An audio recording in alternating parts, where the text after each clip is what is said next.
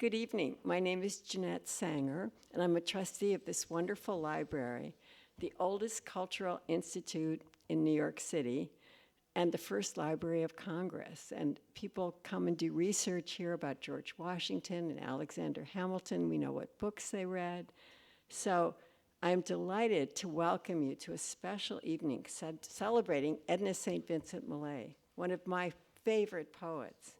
This event is underwritten by the Lyn Chase Club, Lyn Chase, benefactor and former board member, and our dear friend. And Lyn has been a force in American poetry for more than 60 years, and we are grateful for the Poet's Nook she has created upstairs with her fabulous collection of American poetry. Some of the poets in our series have included Paul Muldoon, Ed Hirsch, and Mary Stuart Hammond. We are happy to welcome back Daniel Mark Epstein, award-winning poet, dramatist, and biographer, to discuss his most recent book, Rapture and Melancholy, the Diaries of Edna St. Vincent Millay. This is the first publication of her diaries. She kept them from adolescence to middle age. Alex and I, my husband, live on an island in Maine, not far from Rockland, and we looked out at the 3 islands in the bay that she looked at from the other side, so we have the same view, but right across the bay. And we've been to the house where she grew up, seen where she did her first poetry reading, and we often have wondered how such a young girl could have written Renaissance, such a stunning and evocative poem. The Times Literary Supplement writes, "This account of her life is raw, intense, and rich in detail, supplementing the poems with another kind of first-person voice." Daniel Mark Epstein's books include What Lips My Lips Have Kissed, The Loves and Love Poems of Edna St. Vincent Millay, and volumes about Abraham Lincoln, Walt Whitman, Bob Dylan, as well as volumes of poetry. His honors include a National Endowment of the Arts Fellowship, a Guggenheim Fellowship, an award for lifetime achievement from the American Academy of Arts and Letters, and also many others. Alex, my husband, and I recently walked by Millay's house. It is the narrowest house in Greenwich Village, and it can be yours for a mere $4.9 million. Plus, of course, a small commission for me. We are delighted to have a wonderful actor to enhance our program tonight, Andrea, who has read here many times. It is a great favorite. Andrea Terrasa is based in New York, and her work ranges across stage and screen, and she told me she is writing a play as well. She is trained and performed in TV and theater across the US, Hungary, and other parts of Europe. She's also going to be involved in a play about Jane Austen by Sarah Kearns. What's her name? Sarah Rose Kearns. Sarah Rose Kearns. Official title. Yes. And now let us welcome Daniel Mark Epstein and Andrea.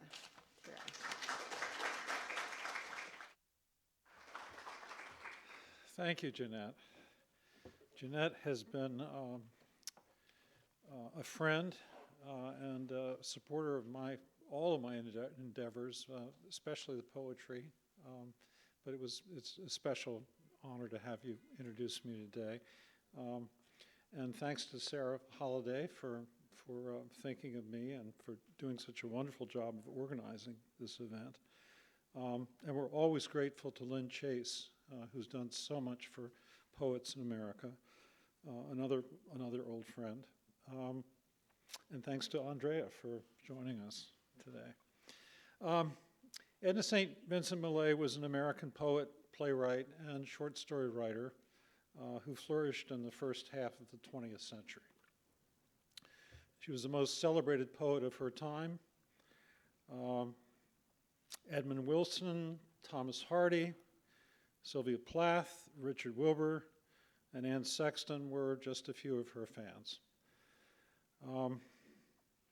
Born in Rockland, Maine in 1892, Millay grew up in grinding poverty in Camden. Her parents were divorced. Her mother was a traveling nurse, practical nurse, and left her three young daughters, alone in a little shack in the middle of a field in Camden. They were very capable, especially Edna, who took care of the younger girls. I'm going to talk more about that later. Anyway, she rocketed to international fame in the 1920s. She died in isolation at her farm in Austerlitz, New York in 1950, at the age of 58. Millay's diaries were published recently. I had the privilege of editing those diaries. I first read them when I was working on my biography of Millay 25 years ago, and I was one of the first people ever to read them. And it was quite a remarkable experience. The diaries really became a guide for the understanding of many of the poems, answering a lot of the questions that I had about them. So Andrea and I have cobbled together some of the diary entries with some of Millay's poems in order to create a portrait of the artist. It's a cubistic portrait because the diaries are irregular, sporadic. There's some periods of her life that are beautifully covered and accounted for, and others where there's really not much. You can't find out much about her life from the diaries. You have to go to the letters and other places. But anyway, we hope that you'll find this portrait illuminating. Starting from the beginning, March 20th, 1907. Millay was 15. The first day of spring, and the snow so deep that I had to wade in a drift over my knees to get from the sidewalk to the house. We had a glee club rehearsal tonight, and just as I turned the corner, I heard someone shouting, "Hi, hi there, young lady." And when I turned around, there was a man behind me pointing to a pretty sleigh drawn up by the curbing. "Run and jump in," he said. "That team's going up to your house." And I did run, and I did jump in, and was only too glad to get a ride home. The team was coming to take Mama to Rockport on a consumption case. How I hate to have her go. Have to keep house all through vacation. Got a letter from George today, thanking me for the photograph. Got another from Ted, who didn't thank me for anything at all, but just wondered why I hadn't answered a letter for a month. When I do write, I will tell him that I have something more important to do than scribble notes to foolish boys. Indeed, Millay had more important things to do than scribble notes to boys. She was actually creating a religion. June 28th, 1908. I shall need no 10 commandments. If I respect myself, I shall have no gods before the real God. I shall make unto him no graven images. I shall honor my father and my mother.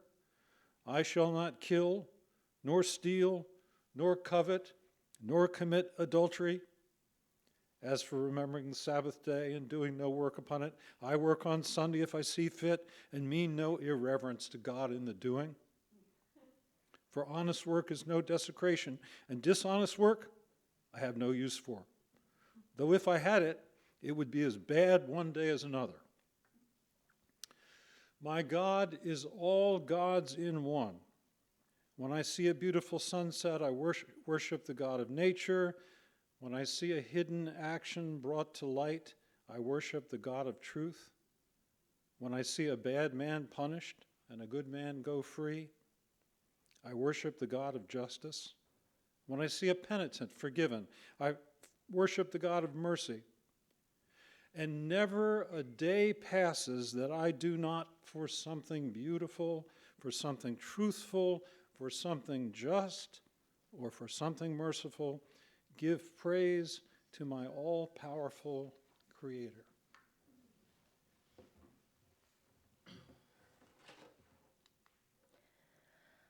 O world, I cannot hold thee close enough. Thy winds, thy wide gray skies, thy mists that roll and rise, thy woods this autumn day that ache and sag and all but cry with color, that gaunt crag to crush, to lift the lean of that black bluff. World, world, I cannot get thee close enough. Long have I known a glory in it all, but never knew I this. Here such a passion is as stretcheth me apart. Lord, I do fear thou'st made the world too beautiful this year. My soul is all but out of me. Let fall no burning leaf. Prithee, let no bird call.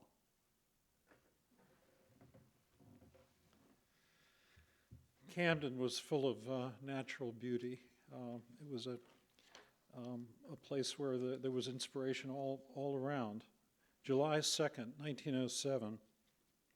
Oh, it was lovely to be up so early. I don't think I can ever lie abed again. The sun was just glinting through the trees and throwing the first long, wet shadows upon the fields. There are no shadows like sunrise shadows. We passed one field where grass had just been mown and lay in long stretches upon the ground. The smell of the new mown hay floated out to us, and we heard the song of two little robins who were hopping about in the dewy field. Afternoon on a hill. I will be the gladdest thing under the sun. I will touch 100 flowers and not pick one. I will look at cliffs and clouds with quiet eyes, watch the wind bow down the grass and the grass rise. And when the lights begin to show up from the town, I will mark which must be mine and then start down. Well, she had more important things to do than scribble notes to foolish boys, but the boys began to trouble her. April 26, 1910. Of course, I'm not in love with him. It's ridiculous. But I think of him all the time, and it makes me nervous. I don't want to think of anyone all the time just yet. I've always expected it to come, but now that there seems to be a possibility of it, I'm beginning to be afraid. If I'm in love, it isn't with his beauty, for I can't remember his face. Reading won't do. Love stories make me worse than ever, and my head is too unsettled for anything else. Embroidery would drive me raving crazy. All I can do is sit at the window and watch the rain until I can hardly keep from screaming. Am I in love with him, or am I simply in love with love? Whatever it is, I wish it would get either worse or better right off. For one thing is certain, I can't stand this long. If this be love, I've had enough of it.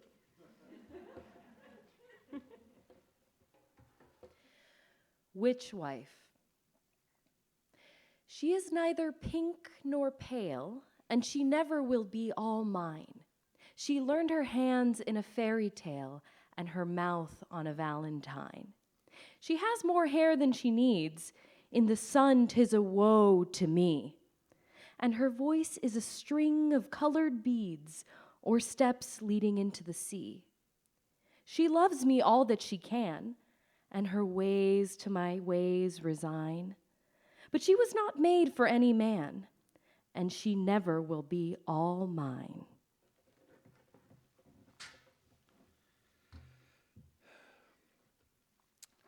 The greatest influence on Millay's work was her mother, Cora, both in her presence and in her absence. Cora was herself a poet, and she encouraged her daughter's writing, but she had to support the family by working as a traveling nurse, as I said. Edna had to keep house, take care of her younger sisters while her mother was traveling, sometimes for weeks at a time. By the time Edna was 18, a serious conflict was developing between the faithful, devoted daughter on the one hand and the aspiring artist on the other. October 16th, 1911. I'm so tired, and what's it all for? No time to lift your eyes to the hills. Go in and get to work. Get into the house. Scrub the dirty clothes till you rub the skin off your fingers. Sweep the floor. Sweep it again tomorrow and the day after that and every day of your life. What's the good of it all? I might as well be a pile of lime or rocks or windows or barrels for all the good it does anyone. What's the good of books and poems? I don't get any time to read. I'm getting old and ugly. My hands are stiff and rough and stained and blistered. I can feel my face dragging down. I can feel the lines coming underneath my skin. I love beauty more than anything else in the world, and I can't take time to be pretty. Travel. The railroad track is miles away, and the day is loud with voices speaking, yet there isn't a train goes by all day, but I hear its whistle shrieking. All night, there isn't a train goes by, though the night is still for sleep and dreaming, but I see its cinders red on the sky and hear its engine steaming. My heart is warm with the friends I make, and better friends I'll not be knowing, yet there isn't a train I wouldn't take, no matter where it's going. January 6, 1912. I cannot go on as I have been going on. I cannot bear much longer such acute unhappiness as I suffer. Now is the time for me to help myself. I will take each part of myself that I find faulty and twist it in my hands until it moves back into place. Never in my life has anything so terrible as this dawned on me. I do not even now quite understand the nature of the thing I must do, but its enormity I feel on my shoulders like the hands of fate. January 24th. I'm frightened. I do not know of what I am afraid. The thought of the universe makes me sick. It is dread that I feel, an intangible, fatalistic feeling. There is so left of my winnowing on which to build a faith. Well, in the winter of 1911, Millay began writing the poem that would save her.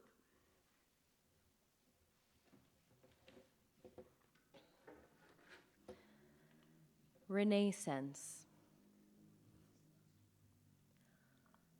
All I could see from where I stood was 3 long mountains and a wood. I turned and looked another way and saw 3 islands in a bay. So with my eye I traced the line of the horizon, thin and fine, straight around till I was come back to where I'd started from. And all I saw from where I stood was 3 long mountains and a wood. Over these things I could not see.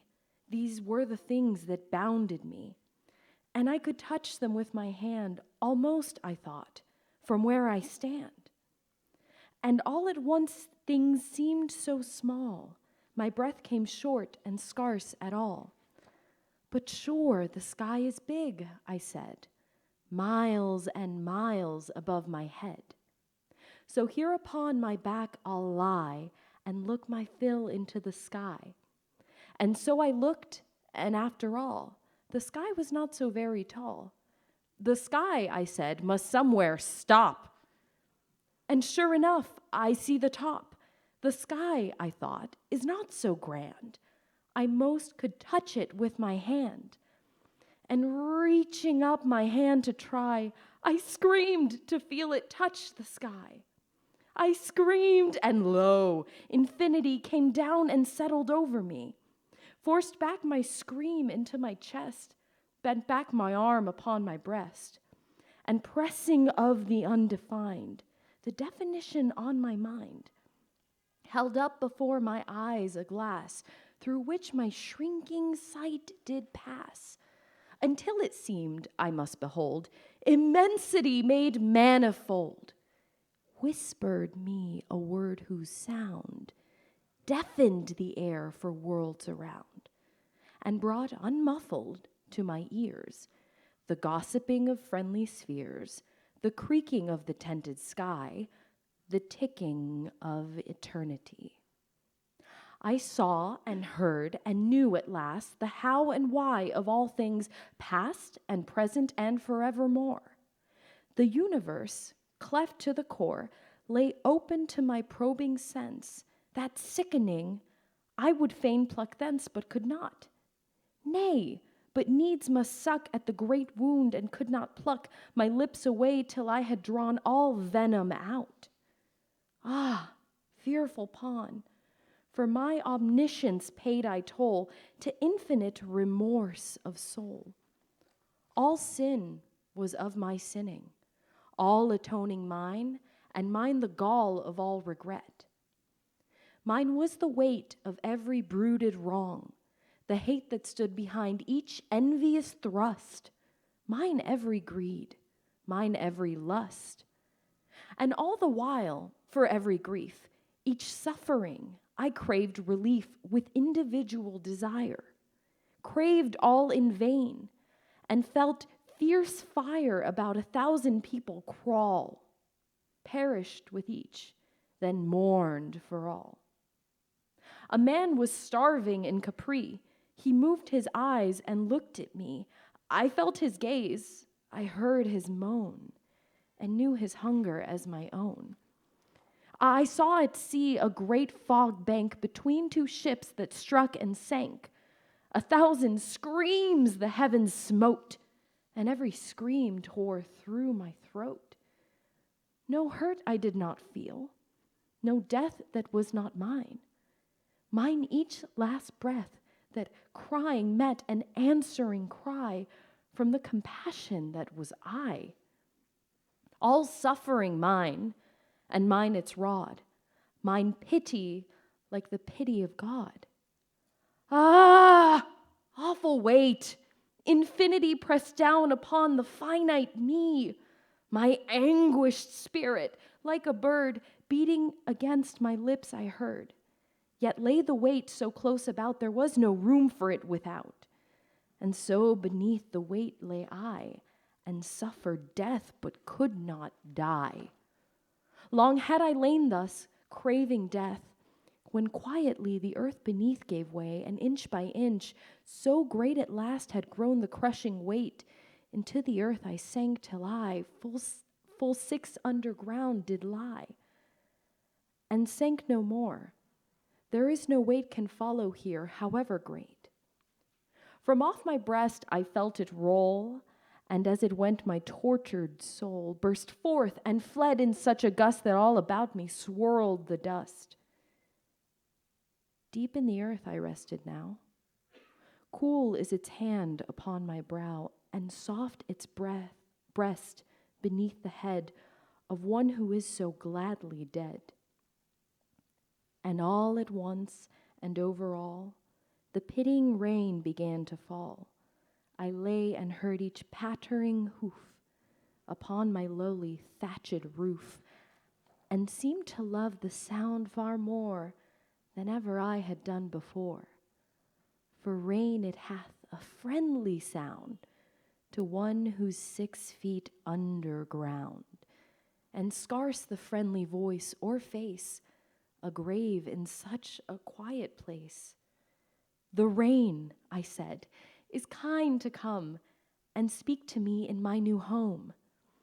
I would I were alive again, to kiss the fingers of the rain, to drink into my eyes the shine of every slanting silver line, to catch the freshened, fragrant breeze from drenched and dripping apple trees. For soon the shower will be done, and then the broad face of the sun will laugh above the rain-soaked earth, until the world with answering mirth shakes joyously, and each round drop rolls, twinkling from its grass blade top. How can I bear it? Buried here, while overhead the sky grows clear and blue again after the storm. Oh, multicolored, multiform, beloved beauty over me that I shall never, never see again. Spring silver, autumn gold, that I shall never more behold. Sleeping your myriad magics through, close sepulchred away from you. Oh God, I cried, give me new birth and put me back upon the earth. Upset each cloud's gigantic gourd and let the heavy rain downpoured in one big torrent set me free, washing my grave away from me. I ceased, and through the breathless hush that answered me, the far-off rush of herald wings came whispering like music down the vibrant string of my ascending prayer, and crash, before the wild wind's whistling lash, the startled storm clouds reared on high and plunged in terror down the sky, and the big rain in one black wave fell from the sky and struck my grave. I know not how such things can be. I only know there came to me a fragrance such as never clings to aught save happy living things.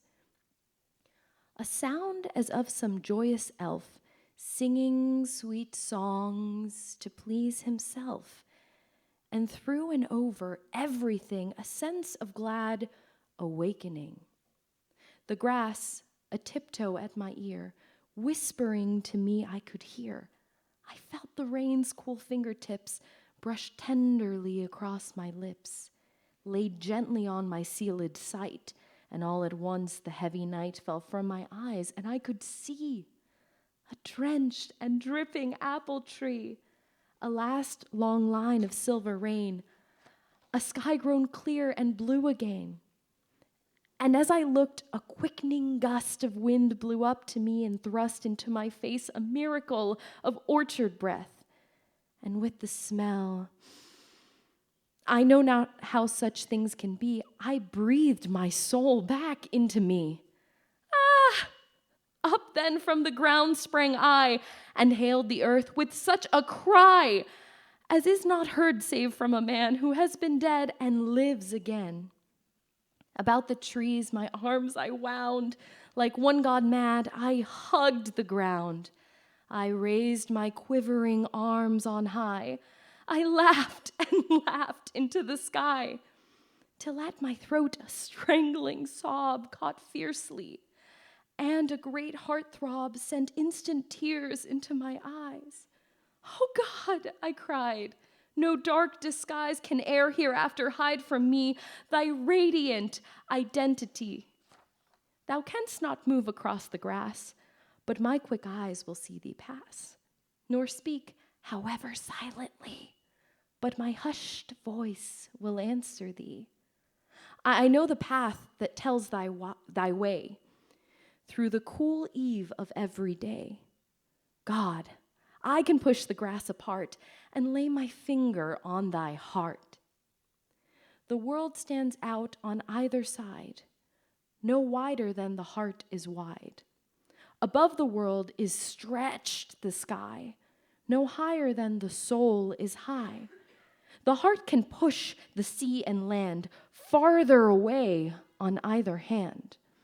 The soul can split the sky in two and let the face of God shine through. But east and west will pinch the heart that cannot keep them pushed apart. And he whose soul is flat, the sky, will cave in on him by and by.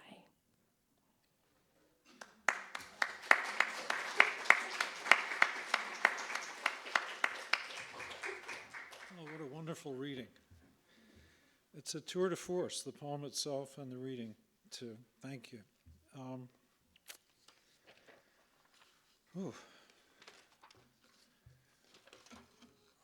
I've been reading that for many, many years, but I never enjoyed it more than I just did. Millay submitted that poem, Renaissance, which, by the way, is an invented word, Renaissance, the way she spells it. She's reclaimed the word. She submitted it to a national poetry competition in May of that year, May of the year she wrote it. She was 20. In July, it was accepted into the book of poems that was to present the 100 best poems. And really, the greatest poets of the time submitted poems to that collection. So it was to publish the 100 best poems and the prize winners. She didn't win the prize. She became famous for the woman not to win the prize. The prize was misjudged, and there wasn't anything. There wasn't any hanky-panky about it. The judge just made a bad decision, and all the other poets agreed that that she should have gotten the prize. So it was reviewed all over the country, 50 newspapers and magazines, and everybody said this was one of the greatest poems that had ever been written, in this century,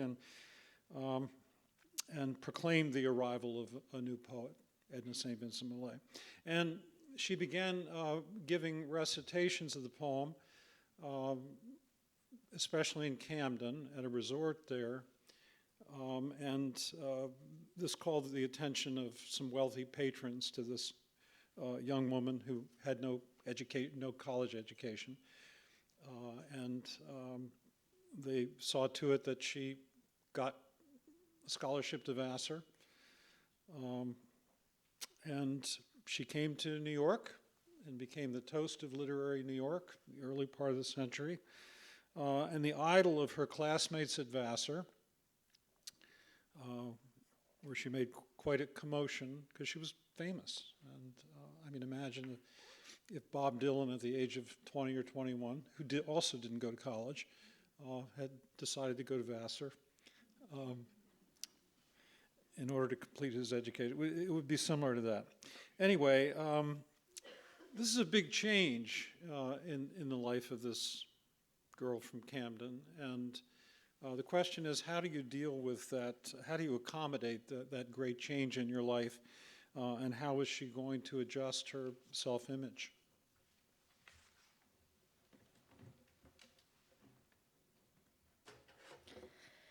The Singing Woman from the Wood's Edge. What should I be but a prophet and a liar, whose mother was a leprechaun, whose father was a friar, teethed on a crucifix and cradled under water? What should I be but the fiend's goddaughter? And who should be my playmates but the adder and the frog, that was got beneath a furze bush and born in a bog? And what should be my singing that was christened at an altar, but Aves and Credos and Psalms out of the Psalter? You will see such webs on the wet grass, maybe, as a pixie mother weaves for her baby. You will find such flame at the wave's weedy ebb, and flashes in the meshes of a mere mother's web. But there comes to birth no common spawn from the love of a priest for a leprechaun. And you never have seen, and you never will see, such things as the things that swaddled me. After all's said, and after all's done, what should I be but a harlot and a nun? In through the bushes on any foggy day, my daw would come a swishing of the drops away, with a prayer for my death and a groan for my birth, a mumbling of his beads for all that he was worth. And there'd sit my ma with her knees beneath her chin, a looking in his face and a drinking of it in, and a marking in the moss some funny little saying that would mean just the opposite of all that he was praying. He taught me the holy talk of Vesper and Matin. He heard me my Greek, and he heard me my Latin. He blessed me and crossed me to keep my soul from evil, and we watched him out of sight, and we conjured up the devil. Oh, the things I haven't seen and the things I haven't known. What with hedges and ditches till after I was grown, and yanked both ways by my mother and my father with a which would you better and a which would you rather? With him for a sire and her for a dam, what should I be but just what I am?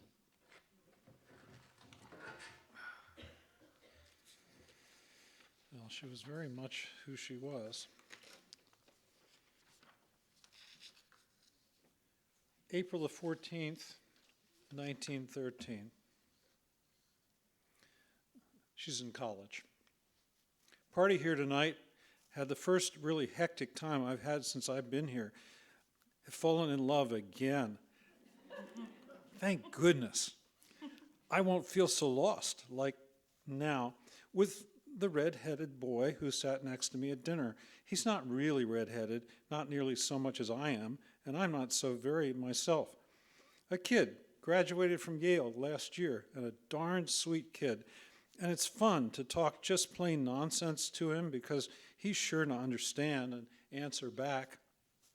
He has a real sense of humor, and he loves music. I honestly hope I'll never see him again because I'd be awfully likely to spoil him. I wish I was a really nice girl. Millay started writing sonnets when she was in college, inspired by flirtations and affairs with men and women. The sonnets really were groundbreaking in the way she used the classical form to express very modern attitudes. Renaissance made her famous, and the sonnets with their frank eroticism made her notorious.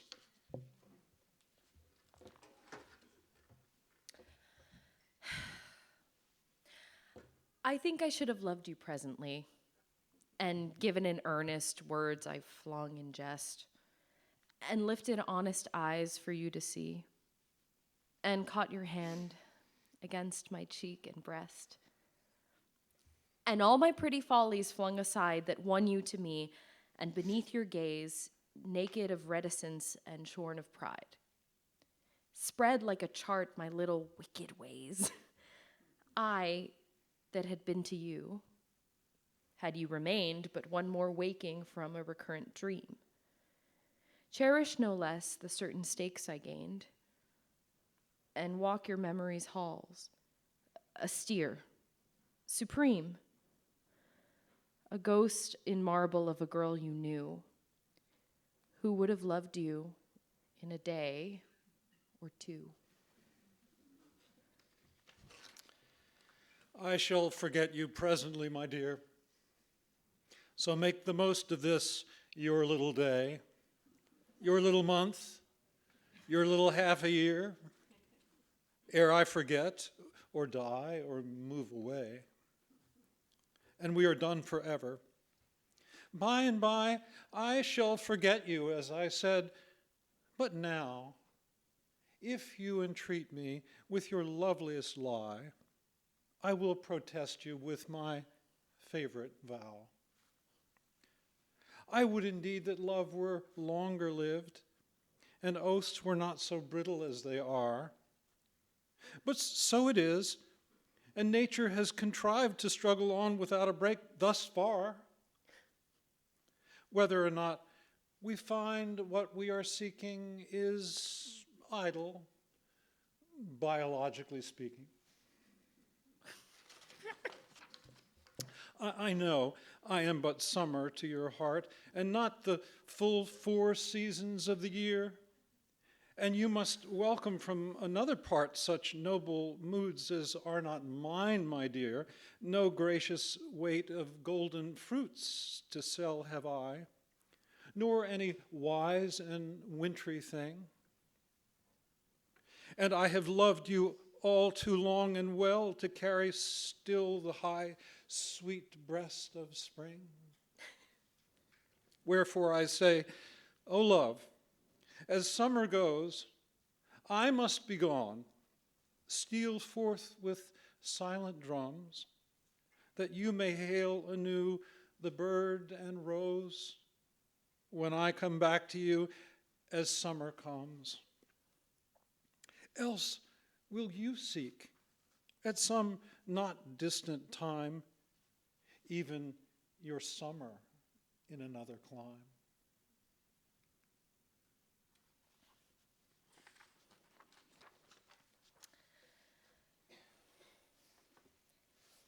Pity me not, because the light of day at close of day no longer walks the sky. Pity me not for the beauties passed away from field and thicket as the year goes by. Pity me not the waning of the moon, not that the ebbing tide goes out to sea. Not that a man's desire is hushed so soon, and you no longer look with love on me. This have I known always. Love is no more than the wide blossom which the wind assails, than the great tide that treads the shifting shore, strewing fresh wreckage gathered in the gales.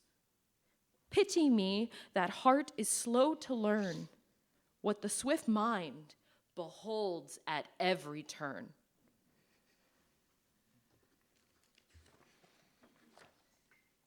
Thank you. So the sonnets, Millay's early celebrity, her wild life in New York and Europe in the early 20s, separated her from her roots. She suffered from homesickness and then from overwork. She nearly died from stomach ailment in 1923, and she always felt somewhat like an exile from Maine.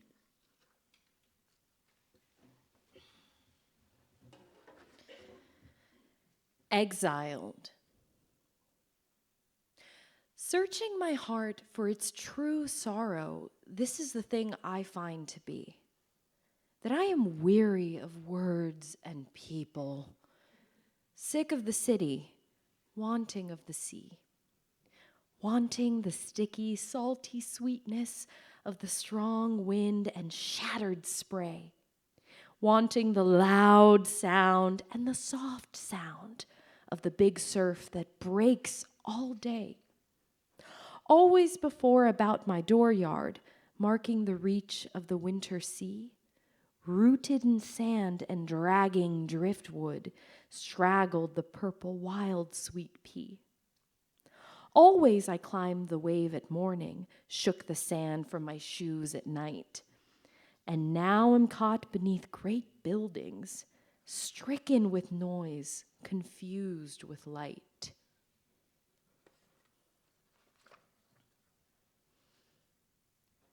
Scrub. If I grow bitterly, like a gnarled and stunted tree, bearing harshly of my youth puckered fruit that sears the mouth, if I make of my drawn boughs an inhospitable house, out of which I never pry towards the water and the sky, under which I stand and hide and hear the day go by outside. It is that a wind too strong bent my back when I was young. It is that I fear the rain, lest it blister me again.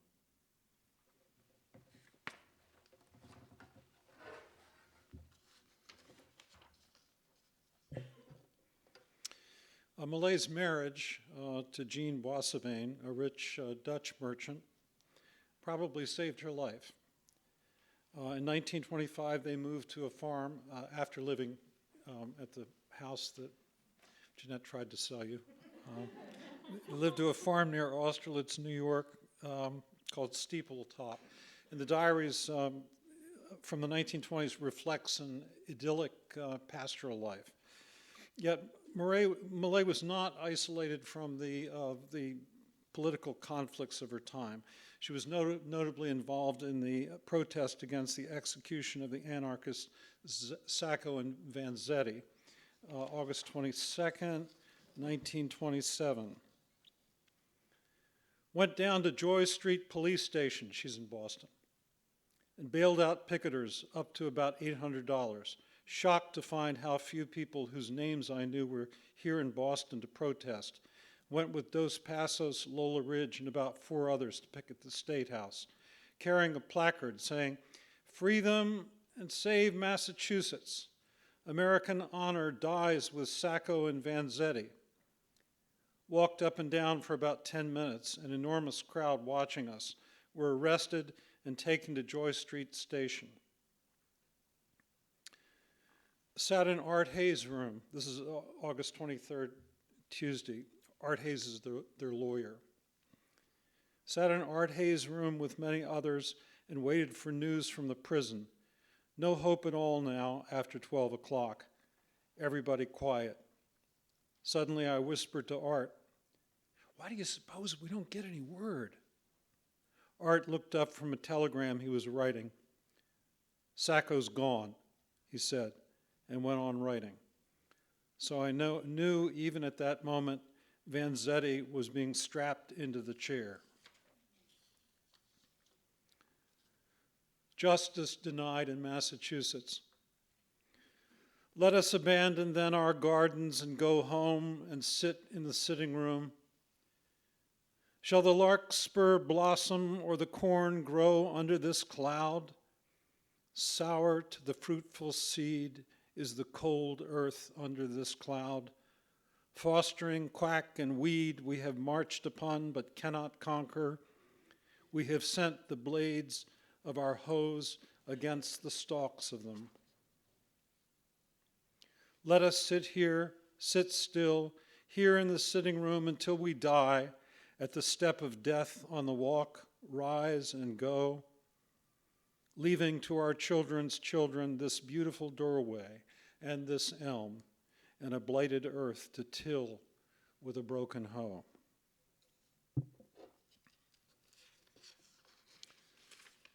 August 23rd, later the same day. Agony, agony in my heart to think how late I had come there, thinking there must be thousands here already, and I would be just an intruder if noticed at all. So few people to try to help them. Poor fellows, 7 years of anguish, and then this barbarous revenge, not for anything they had done, but for what they had said and what they had thought. Barbarous, loathsome capital punishment, never in any circumstances justified, but in this case more hideous than ever, the act of a frightened state against 2 radicals who may or may not have committed murder.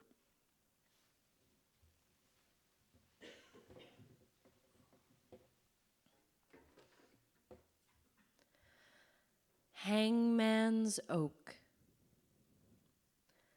Before the cock in the barnyard spoke, before it well was day, horror like a serpent from the hangman's oak uncoiled and slid away. Pity and peace were on the limb that bore such bitter fruit. Deep he lies, and the desperate blood of him befriends the innocent root. "Brother," I said to the air beneath the bough, whence he had swung, "it will not be long for any of us now. We do not grow young. It will not be long for the knotter of ropes, not long for the sheriff or for me, or for any of them that came 500 strong to see you swing from a tree. Side by side, together in the belly of death, we sit without hope, you and I, and the mother that gave you breath, and the tree and the rope."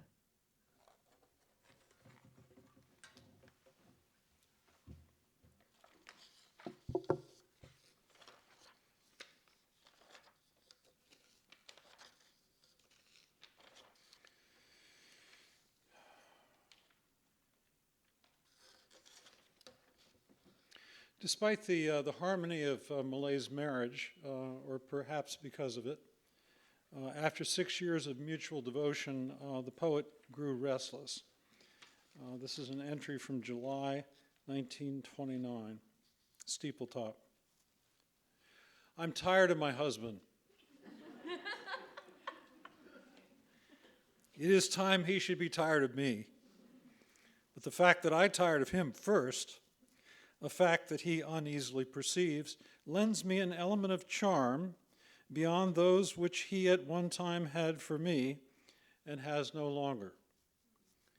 We have lived together for 6 years, during which time, though we have had our separate bedrooms, we have constantly slept together, first because we wanted to, after that because he wanted to, and after that because he had become accustomed to it. In all this time, I have never once suggested to him that he sleep in his own bed, although it is my opinion that no bed is wide enough for two to sleep in, unless it be that sleep which follows the exhaustion of love, when any bed is wide enough. Night after night I lie awake, waiting for his heavy breathing to begin. Then I withdraw from his arm to the other side of the bed, there to compose myself to impersonal slumber.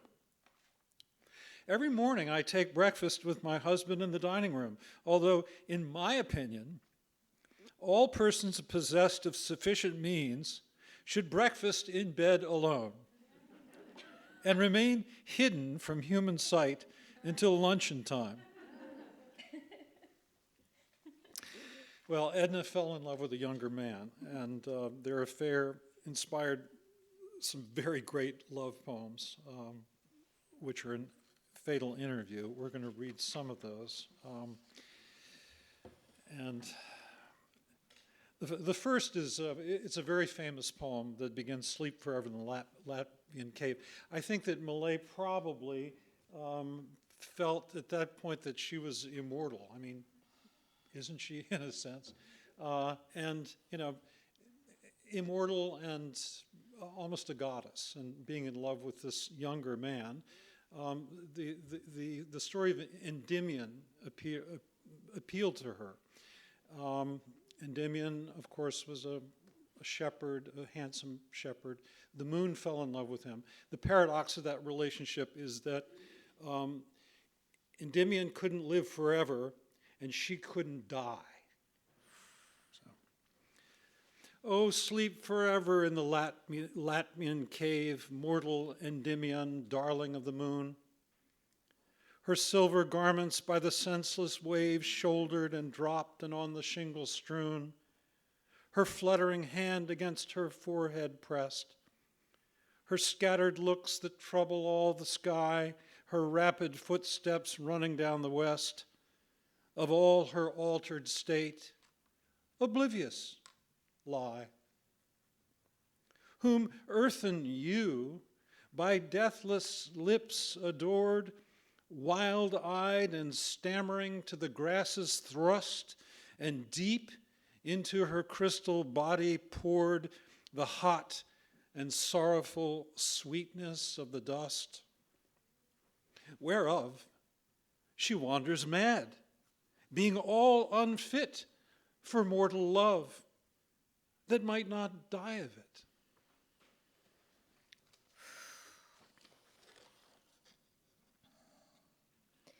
This beast that rends me in the sight of all, this love, this longing, this oblivious thing that has me under as the last leaves fall, will glut, will sicken, will be gone by spring.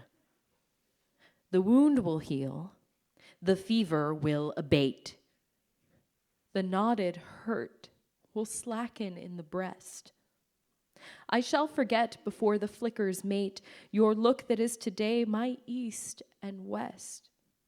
Unscathed, however, from a claw so deep, though I should love again, I shall not go.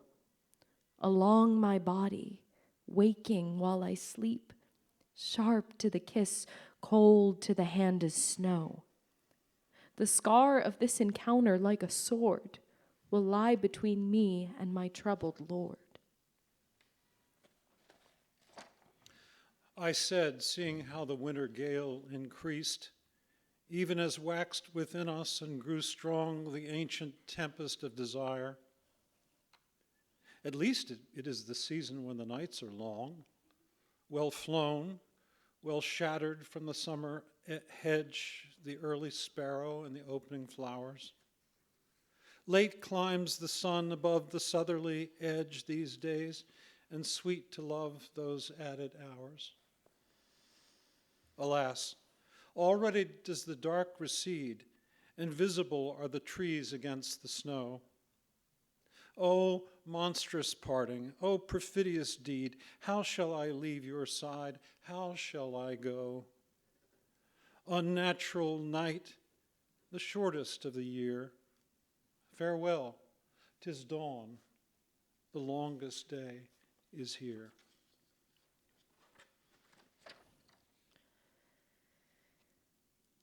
Since of no creature living the last breath is twice required, or twice the ultimate pain, seeing how to quit your arms is very death, 'tis likely that I shall not die again.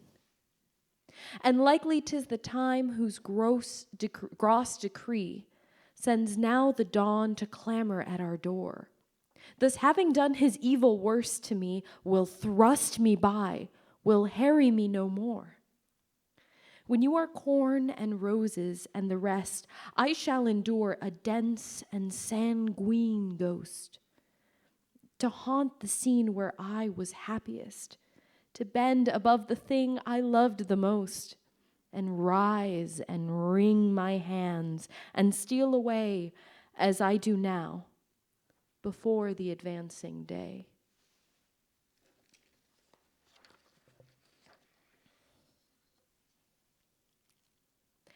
Women have loved before, as I love now, at least in lively chronicles of the past, of Irish waters by a Cornish prow, or Trojan waters by a Spartan mast, much to their cost invaded, here and there, hunting the amorous line, skimming the rest.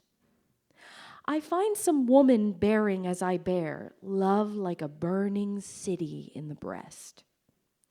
I think, however, that of all alive, I only in such utter ancient way do suffer love. In me alone survive the unregenerate passions of a day, when treacherous queens with death upon the tread, heedless and willful, took their nights to bed. Love is not all. It is not meat nor drink, nor slumber, nor a roof against the rain, nor yet a floating spar to men that sink and rise and sink and rise and sink again. Love cannot fill the thickened lung with breath, nor clean the blood, nor set the fractured bone. Yet many a man is making friends with death, even as I speak, for lack of love alone. It well may be that in a difficult hour, pinned down by pain and moaning for release, or nagged by want past resolution's power, I might be driven to sell your love for peace, or trade the memory of this night for food. It well may be. I do not think I would. So, just like Endymion and the Moon, Millay's affair with George Dillon was doomed.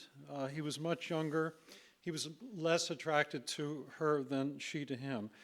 This loss caused her great psychic pain, which was mirrored in a variety of physical ailments, and alcohol and morphine made the problem only worse.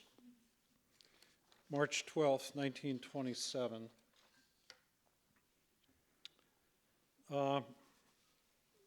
They're on their way back from the theater in New York. Took 320 from New York. Bailey met us at State Line with a wagon. Changed at Stanley's for Slay. Left Bailey at Stanley's Jean and I started on alone. In the dark, going over the field to avoid deep snow, we mistook the gap in a hedge and turned into the road too early.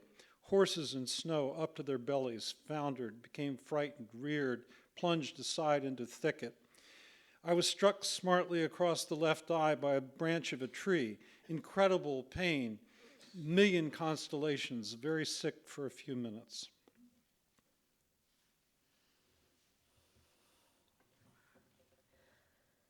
And must I then indeed, pain, live with you all through my life?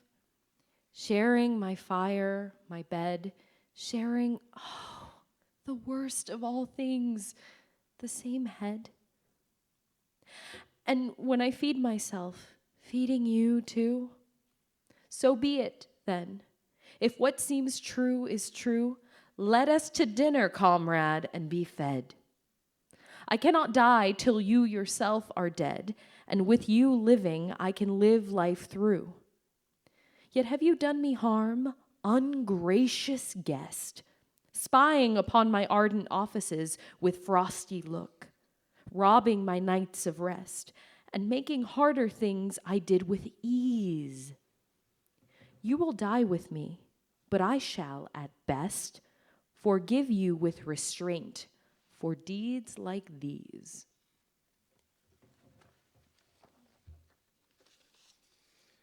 Cora Millay was a frequent visitor to Steepletop, but she passed away in 1931, and her death was a great loss to Edna. She continued to be an inspiration. The courage that my mother had went with her, and is with her still. Rock from New England quarried, now granite in a granite hill. The golden brooch my mother wore, she left behind for me to wear. I have no thing I treasure more, yet it is something I could spare. Oh, if instead she'd left to me the thing she took into the grave, that courage like a rock which she has no more need of, and I have. Millay's husband died of cancer in August of 1949, and Edna died at Steepletop of heart failure when she fell down the stairs on October 18th, 1950. She wrote a lot of great poems about death, and I'm sure some of you know those poems. But this last one, I think, is the most personal. It's not all that well known, but it's one that really moves me. Thou famished grave, I will not fill thee yet. Roar, though thou dost. I am too happy here. Gnaw thine own sides fast on. I have no fear of thy dark project, but my heart is set on living. I have heroes to beget before I die. I will not come anear thy dismal jaws for many a splendid year. Till I be old, I aim not to be eat. I cannot starve thee out. I am thy prey. And thou shalt have me, but I dare defend that I can stave thee off. And I dare say, what with a life I lead, the force I spend, I'll be but bones and jewels on that day, and leave thee hungry, even in the end. With bones and jewels. Thank you.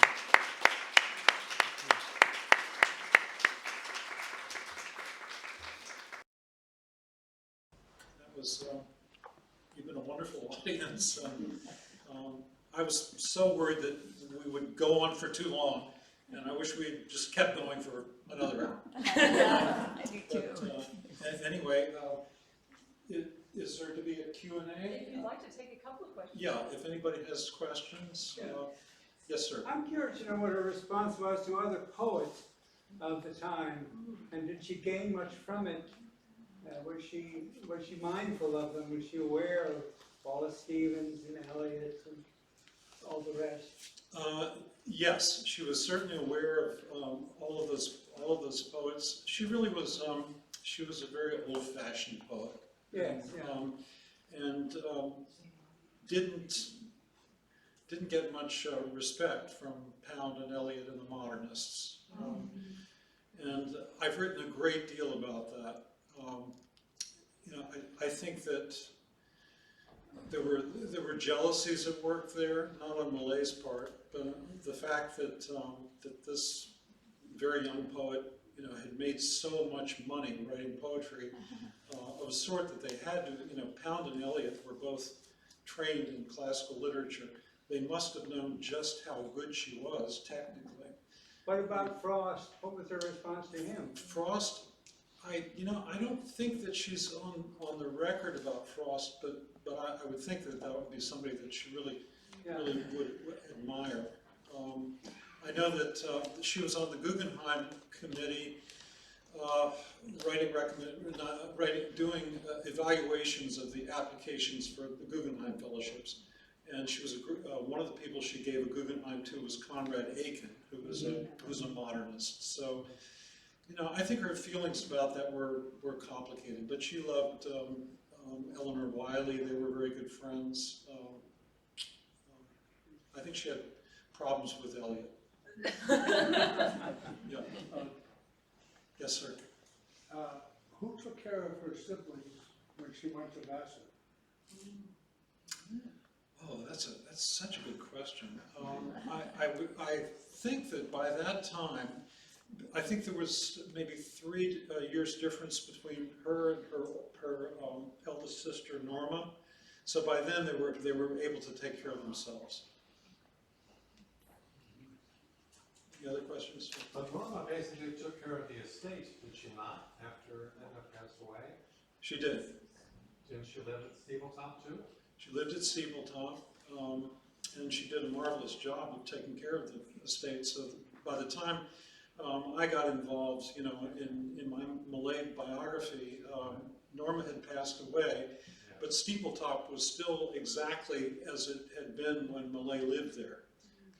And the papers, Norma took very good care of the papers and saw to it that they got to the Library of Congress, which is where I encountered the diaries. Okay. Does the Millay colony still exist? I think so. Huh. Alex, did you? Yeah, for someone who grew up on the sea, most of her images were of the land rather than the sea, or am I missing something there? I think there are a lot of poems that do refer to the sea. Specifically, I can't tell you which poems are which in terms of the geography. But, Oh, I was gonna, yes. oh, I just wanted to ask, is the Edna St. Vincent Millay open, or is it to people to go? I think it's open from time to time. I'm not We sure got if to they have. go there on a special visit, the range of her library was unbelievable. Yeah, You know, there were law books there, which I I was know, it is. really surprised. It is quite remarkable. Any other questions? I was just going to toss in one more that might form a conclusion if you like. So you wrote a biography of Millay, and then there was quite a pause in between, and then you came back and edited the diaries. Can you talk a little more about what the difference was for you in returning to her work as an editor after that pause? Did you encounter the poems afresh? Was it really different?